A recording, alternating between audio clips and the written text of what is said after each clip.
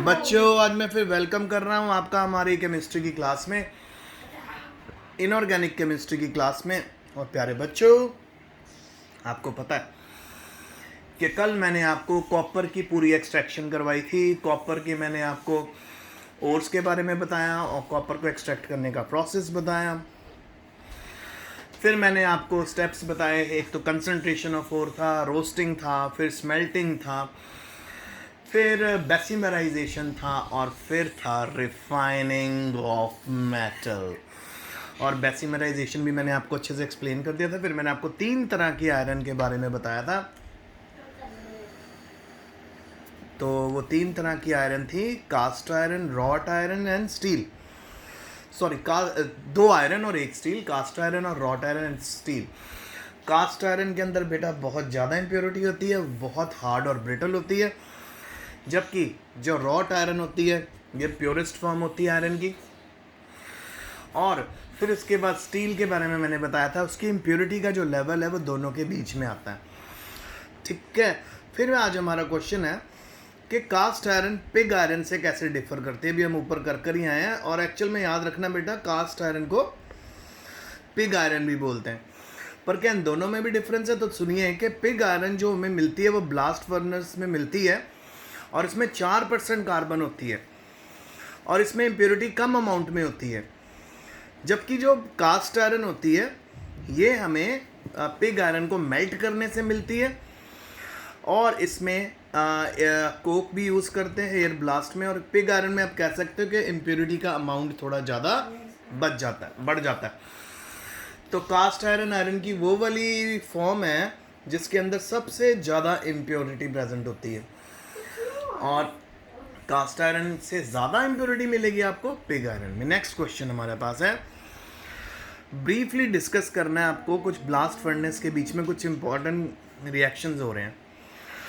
सो blast furnace के अंदर जो रिएक्शन होते हैं जो डिफरेंट टेम्परेचर्स पे होते हैं वो ऐसे हैं। सबसे पहले तो बेटा जोन ऑफ कंबशन, ये वाला जो होता है ना बेटा, ये सबसे बॉटम में होता है, और इसमें कोक को बर्न करते हैं, ऑक्सीजन के साथ कार्बन डाइऑक्साइड बनती है, लार्ज अमाउंट में हीट भी रिलीज होती है, और यहाँ सबसे ज़्यादा टेम्परेचर होता है, और वो टेम्परेचर आप खुद ही देख लो, 1423 केल्विन का टेम्परेचर। ऑब्वियसली बेस में सबसे ज़्यादा टेम्परेचर होगा। फिर आ गया जोन ऑफ फ्यूजन। जैसे जैसे कार्बन डाइऑक्साइड ऊपर की तरफ जाती है तो वहाँ पे आप नोटिस करोगे ये रिड्यूस होनी शुरू हो जाती है कार्बन मोनोऑक्साइड में, और ये एंडोथर्मिक रिएक्शन है, इसके अंदर हीट एब्जॉर्ब होती है। तो जोन ऑफ कंबशन में हीट इवॉल्व होती है, इसमें हीट एब्जॉर्ब होती है। इसलिए क्यों होता है ये, ऐसे क्यों होती है? क्योंकि ऊपर जाते हुए बेटा टेम्परेचर फॉल करता है। सबसे ज़्यादा टेम्परेचर आपको बेस में मिलेगा 1423, और उसके बाद आपको इससे कब मिलेगा? जोन ऑफ फ्यूजन में। और जोन ऑफ फ्यूजन से ऊपर जब आप स्लैग में जाओगे, आगे चलिए स्लैग में चलते हैं। जोन ऑफ स्लैग फॉर्मेशन ये बिल्कुल मिडल में होता है फर्नेस में।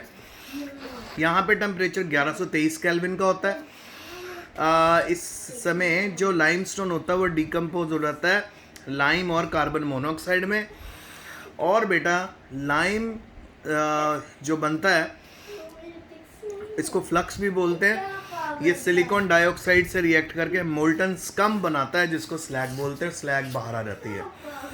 मेन मकसद हमारे इस पूरे रिएक्शन में यही है ना, स्लैग को। What is the slag? Slag is a mixture of impurity and flux. तो इम्प्योरिटी और फ्लक्स जब मिलके हम बाहर निकाल देते हैं उसको स्लैग बोलते हैं। तो ये 3 जोन थे। चौथा जोन है जी जोन ऑफ रिडक्शन। जो जोन ऑफ रिडक्शन है बेटा, जोन ऑफ रिडक्शन है बिल्कुल टॉप के ऊपर होता है। सो ऑब्वियसली अगर ये टॉप के ऊपर है वहाँ तो सबसे कम टेम्परेचर होगा ना, तो देखो 823 डिग्री का टेम्परेचर है। यहाँ पे Fe2O3 रिड्यूस हो जाती है स्पॉन्जी मास में, तो हमारे पास आयरन ऑब्टेन हो जाती है, कार्बन डाइऑक्साइड रिलीज हो जाती है, मोल्टन आयरन।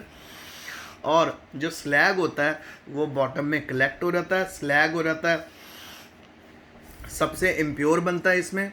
ठीक है, और इस इम्प्योर स्लैग को बोल देते हैं पिग आयरन। आपको भी मैंने बताया ना कि कास्ट आयरन और पिग आयरन में यही डिफरेंस है, जो कास्ट आयरन होती है उससे ज़्यादा इम्प्योरिटी आपको मिलेगी पिग आयरन में।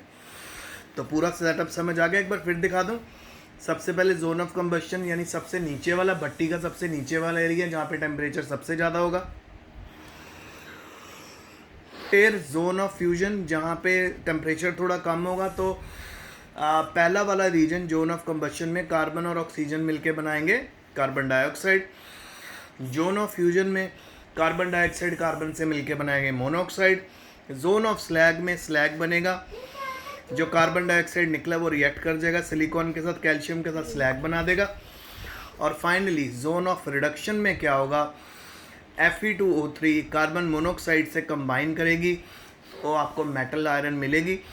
अब जब ये पिघल के मोल्टन आयरन नीचे आएगी, स्लैग के साथ कलेक्ट हो जाएगी बॉटम पे, तो इसको बोलते हैं पिग आयरन।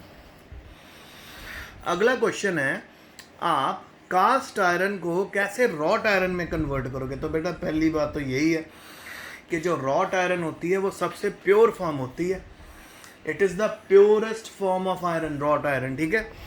तो कैसे बनाएं हम कास्ट आयरन से प्योरेस्ट फॉर्म ऑफ आयरन, क्योंकि कास्ट आयरन में सबसे ज़्यादा इम्प्योरिटी, रॉट आयरन में बिल्कुल ना के बराबर। अच्छा, तो रॉट आयरन क्या प्योर फॉर्म है आयरन की।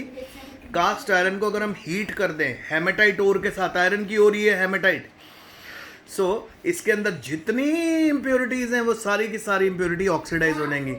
तो ये कौन सा प्रोसेस है बच्चों, स्मेल्टिंग। स्मेल्टिंग, और इसको रोस्टिंग बोलते हैं। ये कार्बन पूरी ऑक्सीजन अपने साथ ले जाएगी, कार्बन मोनोऑक्साइड निकल गई और आयरन आपको प्योर मिल जाएगी। अच्छा, जो कार्बन मोनोऑक्साइड निकली है वो एस्केप हो जाती है बेटा मैंगनीज ऑक्साइड के साथ मिलके, और उसके बाद present as impurity combined with silica, और ये स्लैग बना देती है। देखो कार्बन मोनोऑक्साइड एक्सपेल होगी, मैंगनीज ऑक्साइड और सिलिकॉन डाइऑक्साइड मिलके मैंगनीज सिलिकेट बना देगी। और फाइनली कास्ट आयरन से हमें मिल गई है रॉट आयरन।